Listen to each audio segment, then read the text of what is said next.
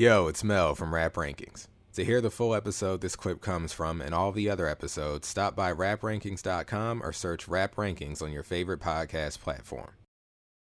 Track 5, In the Club, produced by DJ Quick, Dr. Dre, and Mike Elizondo. Well, produced by Dr. Dre and Mike Elizondo in the credits, but we all know what happened here. Well, okay. Before we get into that, who did the drums? Well, see, here's what. Oh, I'll just go ahead and say it. Here's the thing. When I saw that, I was like, Quick? So I immediately tried to pick out what I thought he did. I said, okay, look, drums are obviously Dre. You know, those are Dre drums. Are they? Are they Quick drums? Or are they Quick drums? Or am I thinking like Dre pattern, Dre thump, Dre mixing? I don't know. It sounded like Dre. I don't know. Doom, doom. Wait, doom, doom is not the drum. Well, that's the bass line. Yeah, I guess you're right. You know, well, first of all, 8+. Moulz Mel Connect. Okay, nice. Well, here's the thing. I felt like Quick did the and here's the thing, the bad website, at least they say so. I mean, they're the bad, they could be wrong. But my first thought was he did the percussive elements. On the bad website, it says he did percussion. I read that after I thought that. So I think now, those like the shakers, tweeted like that he tweeted he did the drums. Well, I mean, I ain't gonna call him a liar. Why would he lie? He went on a rant where he was like, I want credit for all this shit that I did that nobody ever put me in the liner notes for. It's a new day. I'm coming for all my fucking credit. Wow. Starting with this. This is when the King Kunta shit was originally breached. Okay? More on that at the end of the season. Right. So I think you were right. This is what he says. Okay. So I feel inclined to, and not for nothing, Cole, but I mean, Quick is no slouch on the drums. No, he isn't. We know this by now. It's confirmed. How much Quick production have we been privy to on this show? We know about Quick. Quite a bit at this point, but I'd like to send one in particular. Hopefully this doesn't mess up our connection like earlier. No, it won't. But it only stopped you because it was an Eminem song. Hope so. While you're sending that, is it safe to say we probably connect? It's Fandango. Fandango?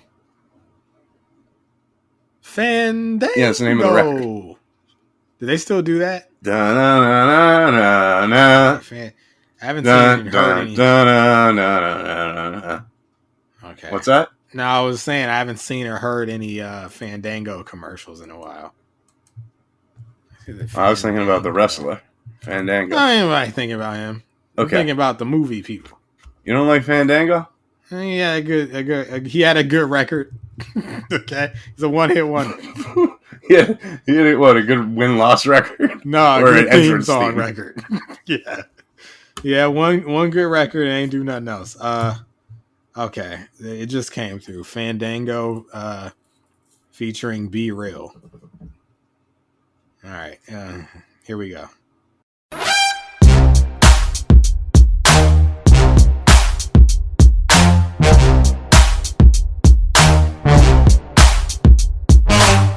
You might find me in the Century Club. Fresh kicks, fresh cut, pocket full of dubs. Box of Altoids for my paranoid niggas. So you hear that? If you can't be proud. Adult Star Night, not enough. Oh yeah, totally. I can see the comparison. Actually, side note, funny, that actually sounded like a wrestler's theme song. I think it would be like a Samoa Joe remix. Samoa Joe, yeah. That dun dun dun dun dun. Yeah. It's called Fandango, but it wouldn't fit Fandango. It would have to fit a bigger dude, a heavyweight. But, anyway, Quick was never put in the liner notes to begin with for this, so we can only speculate and or take his word for it. Okay. Well, I don't think he would lie, but he did. Personally. He did have something to do with it. Yeah. That's all I know. Well, I was gonna say is it safe to say that we probably gave this an 8+ in the same way that we always talk about this? All right, look, it's an old record. It's been played to death, but it's like, I always point to this record because I think it's probably one of the first ones on the show where we had to make this point. It's like Lose Yourself in that you're not ever going to be able to remove the greatness because of its age. Like, might. For me, it used to be a 9 back in the day. It's an 8+ now because it's just, you're used to it. It's somewhat played out. I mean, we're going to get into it really shortly. They drove this one into the fucking ground. Oh, of course. And even with them driving this into the ground, I still really, really like this record. I had the same experience this week when, like, I think I started it at an 8-, and then, like, on third listen or something, I just started popping. I was like, "Oh, in the club!" Like, because it washed over me all over again. Like, yes, you don't want to take the greatness for granted, this one, you know? I feel like if you listen to it once, you're like, yeah, go shorty, it's your birthday. Right. You know all the words. The beat sounds a bit dated because Dre made 1,000 beats that sounded like this after this. Yeah. And, you know, you kind of hear it and it just plays and you're just like, yeah, cool. And then you kind of latch on to these little moments in the record, you know, which for me are like, you know, a lot of the time are in the verses. Yeah, no, they are. They are. We'll talk about those moments. But I see we have a lot of moments here in this folder. Yeah, we have a lot of moments for sure. I guess we can get through those right now.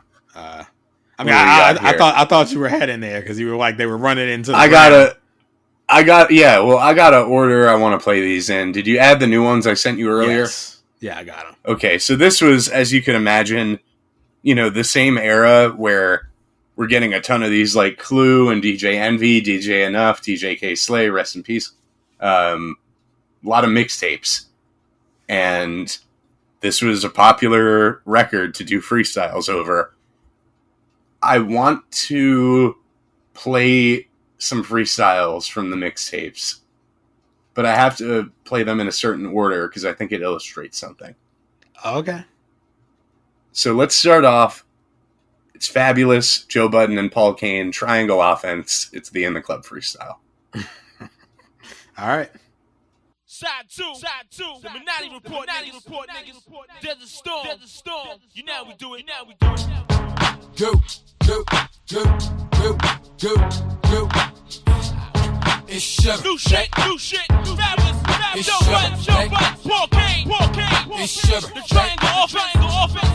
Come on. You can find me in the club, hand on my snub. Mom still on the block, I'm still in the selling drugs. I'm in the getting head, I ain't in the making love. Now I don't wanna hug, look, I just wanna cut. You can find me in the club, hand on my snub. Mom still on the block, I'm still in the selling drugs. I'm in the getting head, I ain't in the making love. Now I don't wanna hug, look, I just wanna cut. When I roll to the club, no, I keep a good Mac for new beef. In the car show stuntin', I just wax the hoopty. And dog, I can say that, ain't got a Maybach, my bop, Maybach, or however it is you say that. See, I can fool her with the bling in the car, popping a few mixtapes to make her think I'm a star, but nah, she finally dealing with a poppy that's real. Now get up out of here with that blocky ass heel, mom. So she approached me with her hair all did, handing me pictures like I don't know what airbrush is. I'm confused, you came in the club with straight Prada, but you asking for a cig when these cost me $8. She ain't bright, could tell by the mean face. I said I like rose gold, she said she like green haze. Wait,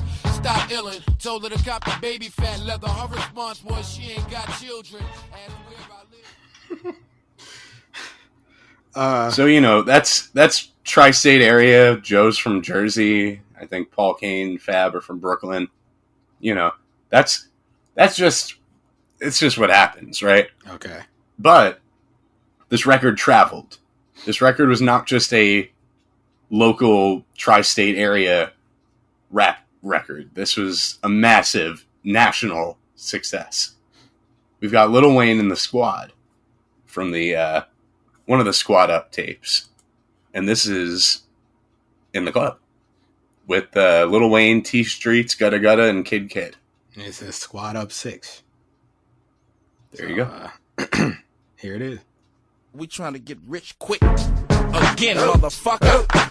Hey, Weezy, come on, ride on this for me, homie. Cause my squadron made the earth shake, yeah. In New Orleans, yeah. Be the birthplace, yeah. On the party, yep, in the worst way. Hey, yo, shawty, I'm tryna fuck on the first. And you can find me in the club, pocket full of gloves, cause that HIV is spraying out like love. And I'm in there getting head, I ain't tryna huff and puff. Those on me is tough, try to hug me, get snuck. You can find me on the block, fist full of rocks and a handful of Glock. I'm damn sure gon' pop, and I'm not gon' stop. See your man on top, for your man, what you land on top, yeah. When I pull up out front, we gon' come rush the club. Everybody know I'm bucks, so they usually show me love. And the toolie hold slugs, if a nigga hold a grudge. When you fuck a Weezy, baby, get plenty of Uzi love. Give it a loot and run. This is T Streets, motherfucker. Keep your eyes on my piece when we speak, motherfucker. I eat, sleep, shit, trouble. But nigga ain't crazy, I just want my shit double. And she can't be my lady, I just want them lips from her. And she gon' do my click or I'ma knock the spit from her. Just bullshitting, I'm just hood spitting. Sitting on the hood, getting off them goods, flipping up your hood, send me with the full extension. How your bitch gon' say she Indian with full extensions, bitch? We just good. Not for nothing. Okay, so I mean we've only played 2 so far, but I prefer this squad up version. Okay. Not better than the original, I'm saying, but of what we played so far. But we got 2 more, right? So, yes. So you know if your record gets remixed by the queen of hip-hop soul, you did something right. You know, it's not often that Mary's going to just straight up remix a record, but she has done it in the past. This is, I don't think it's called In the Club Freestyle, it's but this Hooked. is her In the Club Freestyle. Yes. For some reason. I don't know if I would say that, though, because this is also the same woman who did the daggone, what was it, Burger King? Was that? Yeah. Crispy chicken, fresh lettuce. Listen, at the time. Don't get me wrong, that's a classic. That's all I'm saying. All right, well, she has a chance to knock off Joe Budden and Lil Wayne. Let's see what happens. Nope. DJ enough.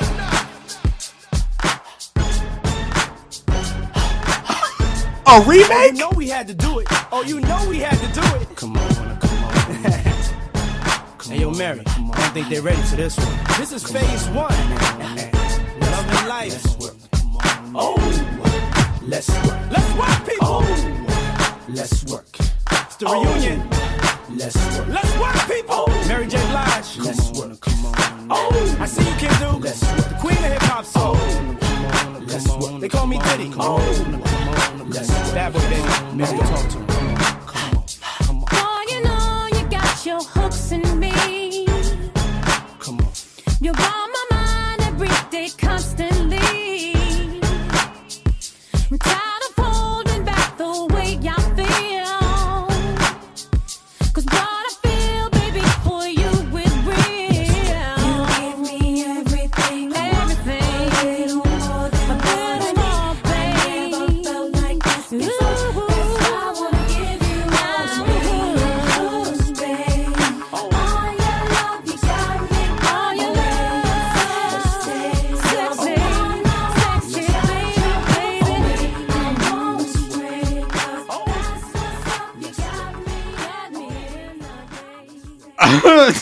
All right, Moulz. Well, Hold on. I'm putting this in the Zencaster chat for you. Folks, you're probably familiar with the Doc Rivers GIF. If you're not, literally just type Doc Rivers GIF in Google. It's the first one that pops up. That was my face the whole time. The whole time listening to that. Why did she do that? The funniest thing about that whole record is shout out to Kendu. Hey, if we doing that, I might as well say shout out to Brianna Latrice. Oh, jeez. Look. Okay. Why was this record? No. Okay, I'm confused though, Moulz, because they added why did they add that hit to the beat? Like the other two, Yeah. They didn't why did they add that on top of the beat? Clearly, Joe Budden and Squad Up and all that, they had the beat. Why didn't she have the beat? Yeah. I don't know. And it sounded like she did have the beat, but she added those extra on top. For what? There's extra oomph on the dun, dun. No, it ain't oomph. It's ugh. Okay, it takes away from things. All right, not a fan. No. Well, Mary would do like remixes like this. The "It's Going Down" remixes are classic. That was crispy chicken, fresh lettuce. Okay. Oh Okay. God! Well, all right. Man. Now this is what I want to cap it off with, just to show you how crazy this got. Okay, Beyonce had just become a solo artist. She was either just about to or had just put out "Dangerously in Love," her debut solo record, and I forgot this existed. And in my research running up to this episode, I was reacquainted with this. And it was crazy because it was like, what do they call them? Like buried memories or whatever, like repressed memories. Yeah. I never thought about this for the last 18, 19 years. It's back. Okay, the Beyonce in the Club freestyle, which sometimes they would like blend into the 50 record. Why? I gotta say, I don't know how I felt about it back then. I really like it. What? All right. Look, I'm about to play it, but when Moulz told me this on the phone,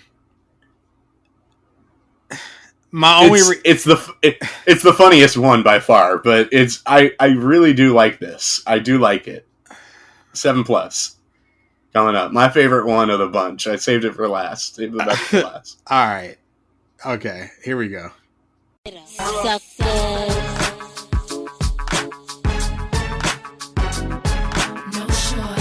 It's Beyonce. We gon' party like it's your birthday. We getting naughty like it's your birthday. So put your drink up in the hat if you look sexy.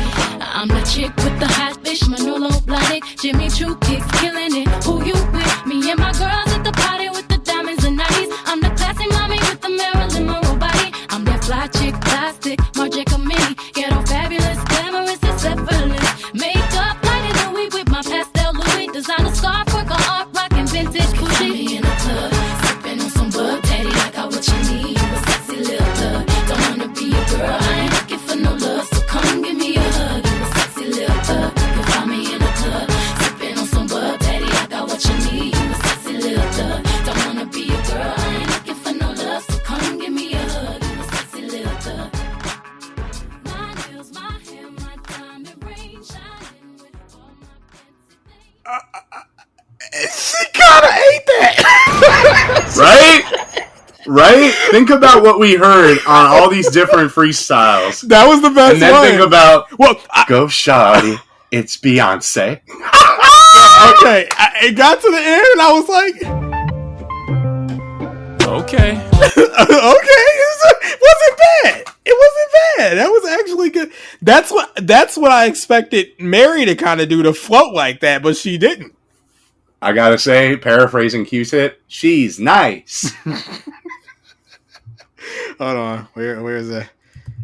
Yeah. Well, wrong pronoun here, but it still applies. Here you go. He's nice. She's nice. Yeah, she's nice. That was good. That was actually good. My bad for doubting. Well, I'd say. You now have it. Enjoy. But yeah, this is in the club. I mean, you heard the beat a million times just now. The beat is, let me tell you, when this beat dropped back in the day, it was something special. It's just that Dre, to me, Dre hasn't evolved his sound past this 2001, the documentary. Like, that's like the last collection of Dre's sound. And then anything afterwards, he's just doing that sound over and over again to lesser results in my mind. This still hits, but I wonder if it would hit even more if Dre didn't sort of drive this style into the ground. I wanted to wait until we got to hear that beat a bunch of times to say this. I feel like this is one of those beats. Yeah, one of those beats and songs where I wouldn't expect people to do freestyles to it, because it's like, it's already so defined. Like, what are you gonna do that's better than In the Club? Like, I wouldn't. Well, you notice everybody's doing the In the Club flow, right? Because what else can they really do, though? You know, it's like, I was most anxious, even though this was like before like his peak. I was most anxious to hear the Squad Up because like if anybody's gonna take an established record and potentially make it their own, it was Lil Wayne. Oh, Wayne did good. Wayne did good, but it's not whack. But we just didn't hear his verse. Right. I wouldn't have even touched it because like, what do you like? It was mixtapes, bro. They rap on everything that's available. Like it wasn't like. But I just would have left that one alone, though. It's like, what am I going to do? When we made mixtapes, we got to pick from like 30 years worth of beats. Right. At our disposal. Back in the day, it was just like, yo, these are the beats that we got our hands on. We're just going to rap on them. It wasn't so intentional. It was just like, let's jump on that one. Let's jump on this one. Let's jump on this one. Whatever is available. Oh, I know that record. Let's do our version of it. I know all about that. I was a mixtape rapper exclusively for like a year. Yes, but think about when we made our mixtapes, the Hot and Ready tapes, and our selection process there. We were picking beats from the 90s, beats from the 2000s, modern beats.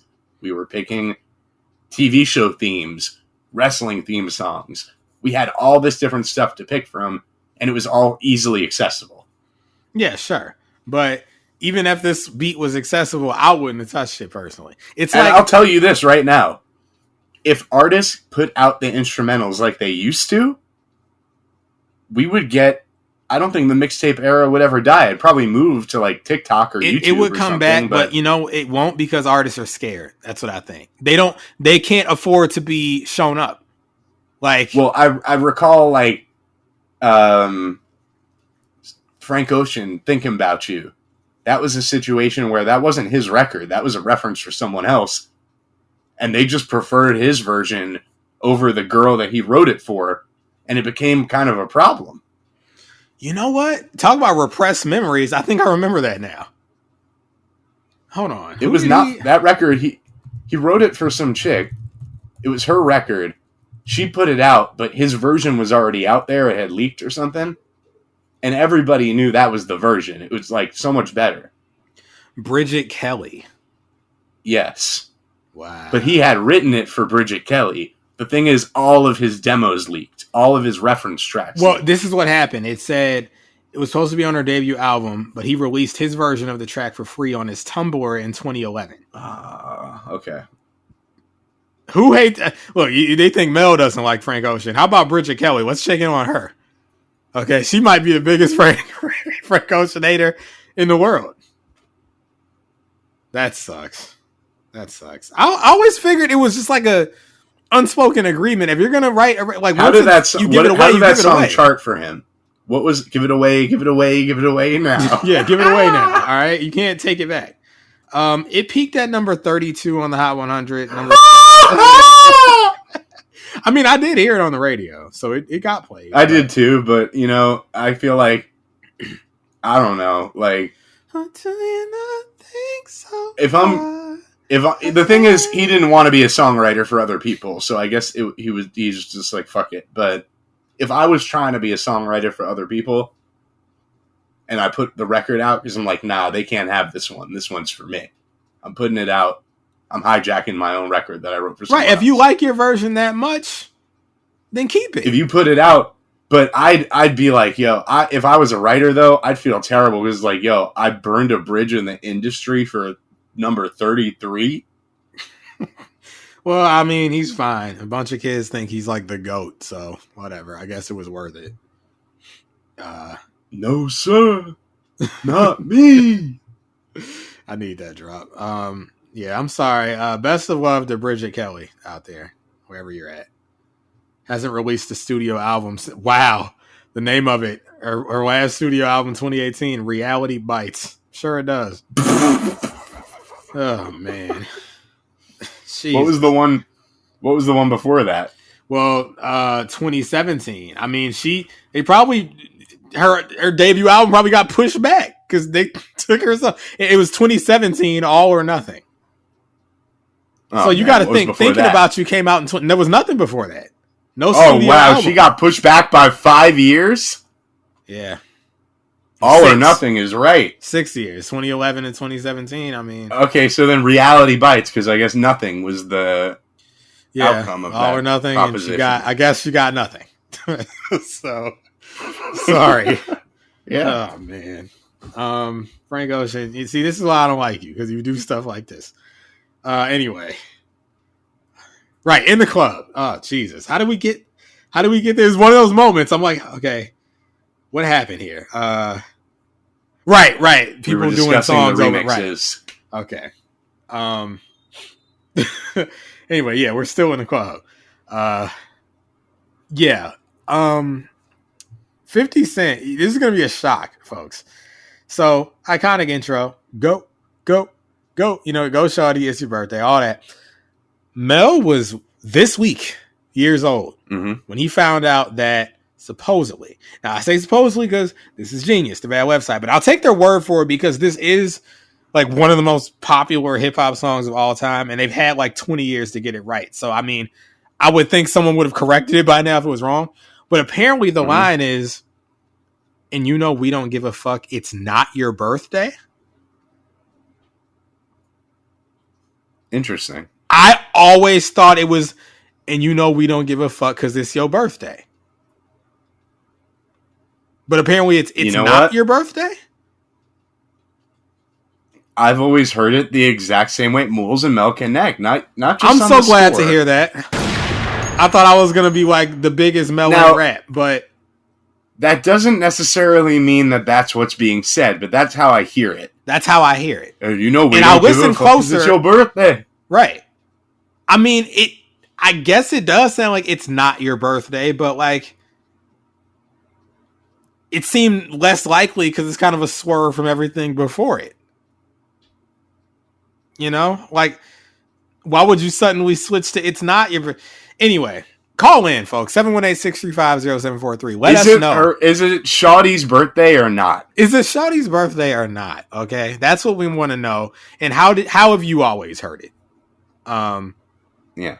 Anyway, another iconic chorus, 10 out of 10 hook. All right, I'm not arguing with anybody about that. You just if it's not, you're wrong. All right, I don't know what to tell you. You're objectively wrong. This is one of those instances you're objectively wrong. You think this isn't a top 10 hip hop hook, or Also- not top 10, 10 out of 10 hip hop hook of all time. Okay. Also, verse 2, perfect verse alert. Oh, Once word. again. Okay.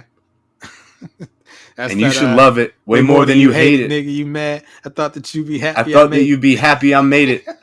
I'm the cat by the bar, toasting to the good life. You that redacted. Trying to pull me back, right? man. Okay. I When gotta my hit joint it. gets a pumping in the hit club, it. it's on. I wink my eye at your bitch. If she smiles, she gone. If the roof on fire, man, just let it burn. Talking about money, homie, I ain't concerned. I'm gonna tell you what Banks told me. It's cause your head's such a style up. If you make, let it make. Watch money pile up. This is my Go favorite part. upside your head with Go a upside bottle your of head bug. with a bottle of bug. That's always been funny. We'll talk more about, I'm from New York, but I sound Southern, but way ahead of his time because he didn't have to switch up when the South got hot. Mm-hmm. When they started taking over the radio, he was already, he already had some of that in the music that he was making. We'll get more into that in just a little bit. But, I guess we got to hit it.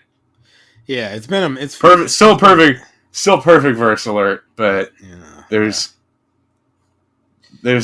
something we got to address here. Time to play the game. Triple H hip hop homophobia. Should I have hit it during Auntie Diaries when we did the first listen, or does he kind of counteract it through the whole message of the song?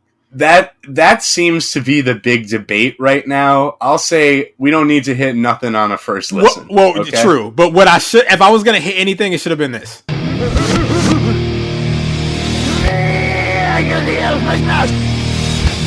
He should have got the reverse. Yeah.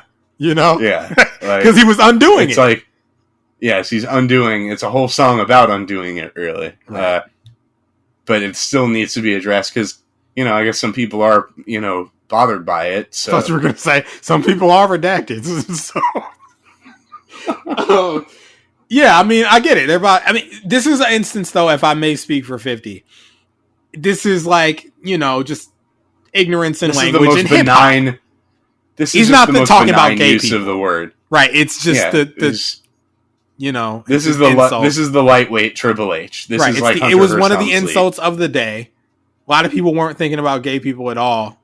At least not intentionally. But if you're a member of that community and you're offended, you have every right to be. So, best of love from Moulz and Mel, your pals.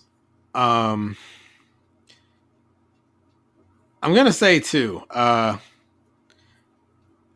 This is one of those records where I prefer the censored version. Now, here's why. It's pure nostalgia for me. It's what I grew up with. Like, hearing it on the radio so much and on TV. Yes. Like, I'm hearing these lines during the album. It's like... I have the clean version on one of the nows. So I got that version as well. You should. I have a little nostalgia for it, but once I got the CD, it was over, Okay, see, right, you grew up with the CD. Me, I'm upset when I hear, when you sell like Eminem and the hoes, they want to fuck. I know when you sell like Eminem, you get plenty of groupie love. That's what I want. Yeah. That's what I want. Give me what I want. I do appreciate a good, clean version where the words are literally replaced with other words, right? Exactly. As to not interrupt the flow of the song. Yes. Better than just like an omission or a reversal. Just like a whole new words. Yeah, I personally, you can call me soft or whatever, folks, but I need to in the bridge. He's like, look, nigga, I done came up and I ain't changed. What I am used to is, look, homie, I done came up and I ain't changed. I looked like an idiot this week in the car with the windows down playing this. And I know she saw me. I was mouthing it, but I said, homie, 50 Cent said nigga, and I looked stupid. I was upset. I was very upset. Okay. Censored version forever. All right. Well, you're censorship Mel. I am censorship Mel after all. Okay. So this is appropriate for me. But what am I gonna do? All right. I do love how he comes back in from I came up and I ain't changed, and you should love it way more than you hate it. It's and then on the clean version, it's homie, you mad. Yeah. On this, it's redacted, you mad. Yeah. He changed all the redacteds to homies. You got. I guess I could say I would rate the clean version. Yeah. I could rate the clean version equally to the dirty version in this case, but I'm not mad at the dirty version. I have an equal level of nostalgia for them. Word. We talked earlier, you brought up, the different moments in the verses. I see Exhibit in the cut, hey, nigga, roll that weed up. That's one of those lines where every time I hear it, I have to picture like the camera like panning over to Exhibit and he's like, what up? Like with the weed. I have to picture that every time. I always, when that line comes up, I always point at Exhibit. Like, yo, what up? Like, Exhibit. Right. All right. Hey, what's up? Hey, what's up? Hit him with the hey, what's up? That hey. Exactly. That is a visual hey moment. All right. What else in here? Oh, I laughed so hard. I don't think I've ever really caught it until this. You know what I do that? I do that when I walk in a Rite Aid because I lived right down the block from a Rite Aid. Oh, and so folks. I walk in a Rite. Hey. Yeah, they always say hello when I walk in. So I always like hit them with that. Like you see Exhibit in the cut. Moulz' Exhibit. Oh man, you gotta love it. You gotta love Rite Aid. You gotta love being in the cut. Gotta love pointing at the people that you rock with and you're familiar with. Come on, that's what life is all about, is it not? Yeah. And you hit them with the hey. You don't have to stop and actually talk. You just go. There you go. You just hit them with the hey. And you keep it moving. It was like what I did a couple nights ago when I mistakenly wore my NWO shirt because there are wrestling fans in town. I be forgetting I'm not the only wrestling fan. I walk in a bar and this guy yells, he's like, what do you say? NWO. And I turn, I'm like, oh no. And he throws up the 2 sleep, and I kind of have to throw it back because I'm not going to leave my man hanging. You know? Nah, you know what you do? What's that? You rip that NWO shirt like Hogan, Hogan? to reveal the Austin 316 shirt underneath, and you give him the double bird. That would have been funny. Well, maybe when I'm rich and I can afford to buy an Austin, I'll wear it under the NWO shirt. Well, I need to get rich. You know what? 2, get strong enough to rip the shirt. I was gonna say, make sure you pre-cut the NWO shirt and then just kind of like tape it back together from the inside. I should have, when he did that, I should have hit him with this. What is it, real?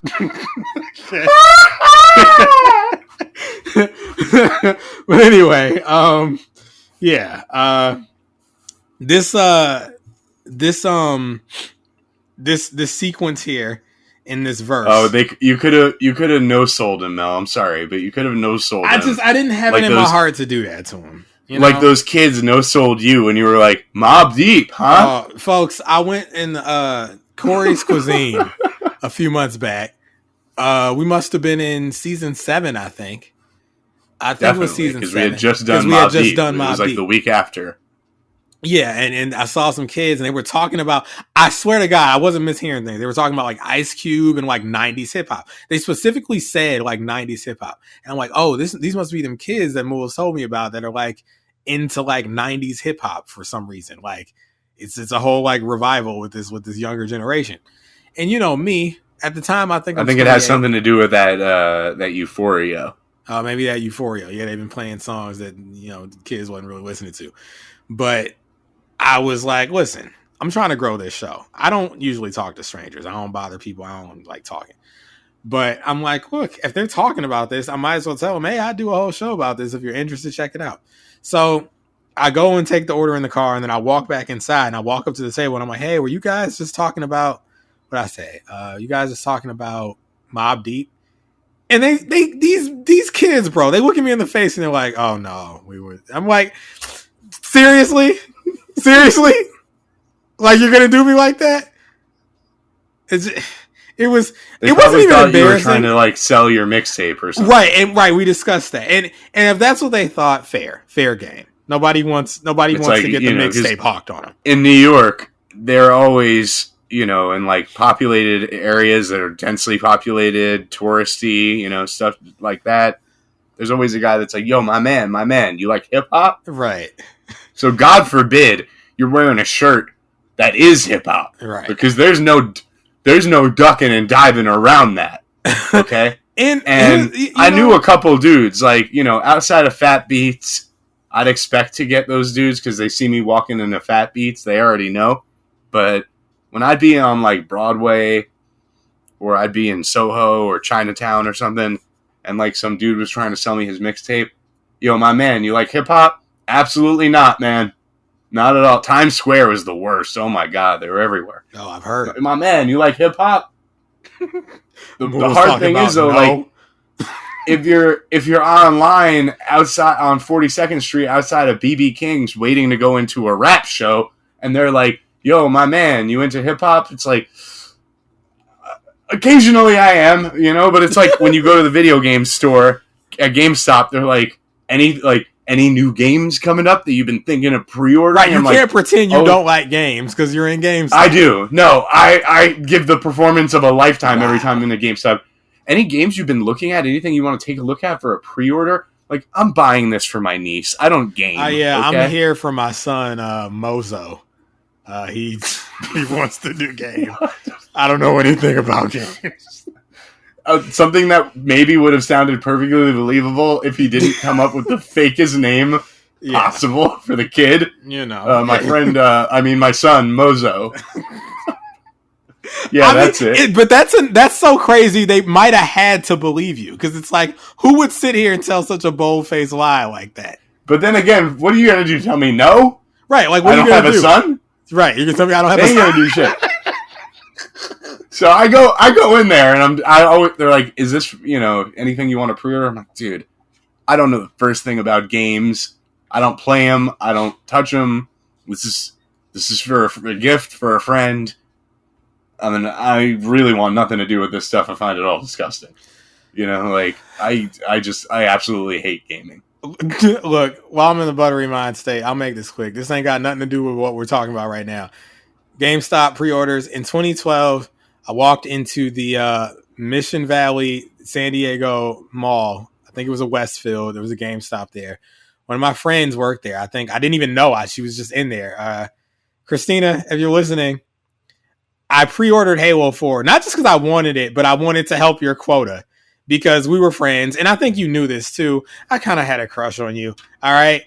And wherever you are, I hope you're doing well. Okay. This is the 50 Cent review. What the fuck are you doing? Listen, this is going to make sense when we get to 21 questions. All right. I'm just a little premature. That's one right song. Now. It's just one song on the album. Christina, please. Please don't.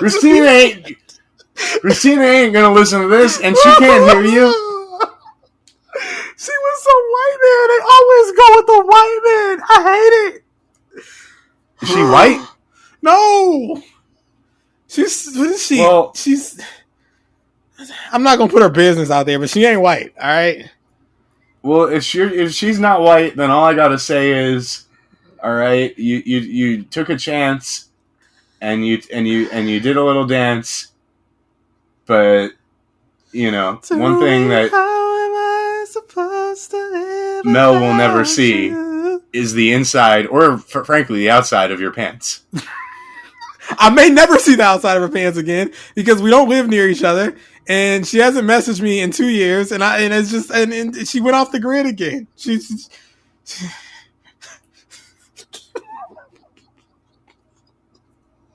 Okay, this isn't time for that. It's not what this is not one of those podcasts. All right, let me. No, she belongs to the streets. Okay? No, she belongs to a white man. Like I said, she belongs to the streets. She belongs to the whites. I can't do anything about this. They always go team white. All right. You got to do an investigation into this. Why? I've tried. I literally have a folder on my computer. Okay. Now let's make an important distinction. White, Jewish? No, these ain't These ain't nice Jewish boys. These is white boys. These is Yakubs. These is Caucasoids. Okay, this is the ones that got made in the lab. Yes. Okay. See, we just got down to it. Look, man. We just got down to why that lab dick just be hitting a little different. I don't know what it is. Yakub was, you know. This dude is.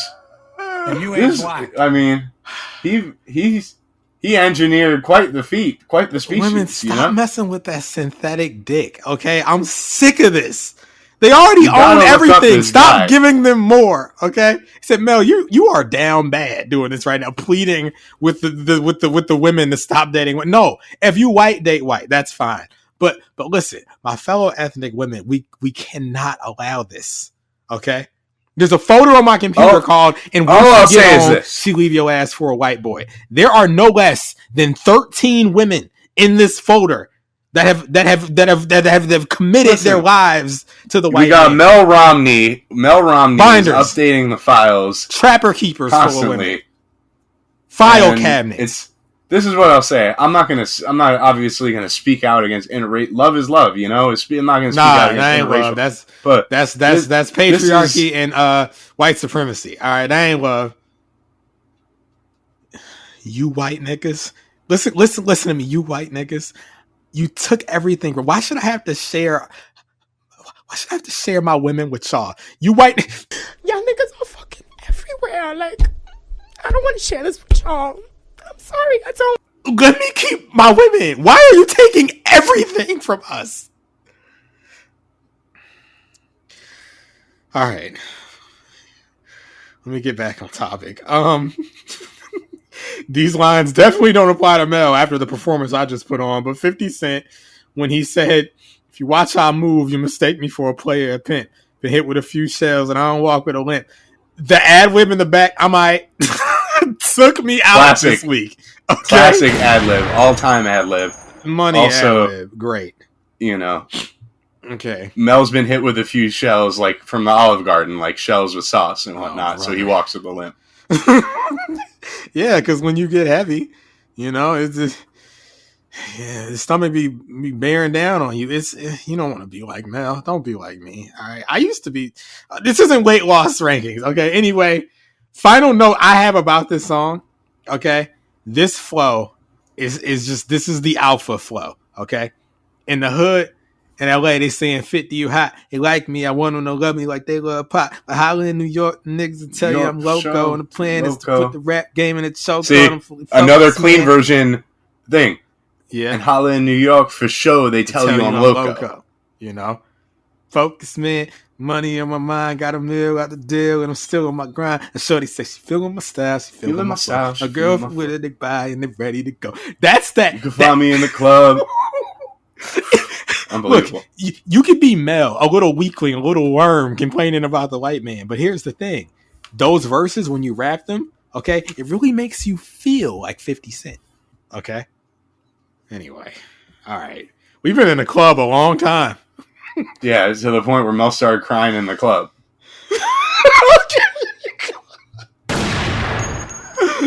Oh man, did the gunshot just fade?